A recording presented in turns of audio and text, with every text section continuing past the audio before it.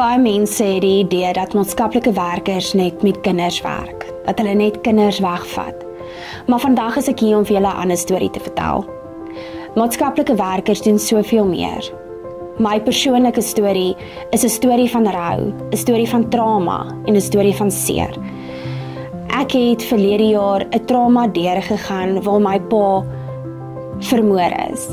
En waar 'n mens eintlik op 'n punt kom waar jy nie die regte hulp kry nie. En ek het na 'n maatskaplike werker toe gegaan. Ek het rouberading gekry by 'n maatskaplike werker wat daarin spesialiseer. En dit het my net weer opnuut laat besef hoe belangrik die terapie is wat maatskaplike werkers doen.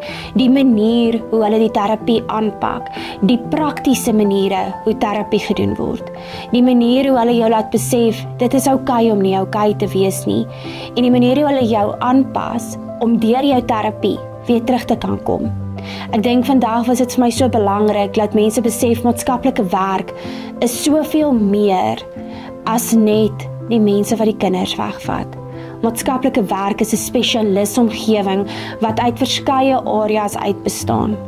So daar waar Dr. Nelia Drent my gehelp het deur my rouproses met praktiese maniere van haar stroom van rou reg deur tot die terapie wat sy toegepas het, wil ek elkeen aanmoedig vandag om te weet dat maatskaplike werk is soveel meer.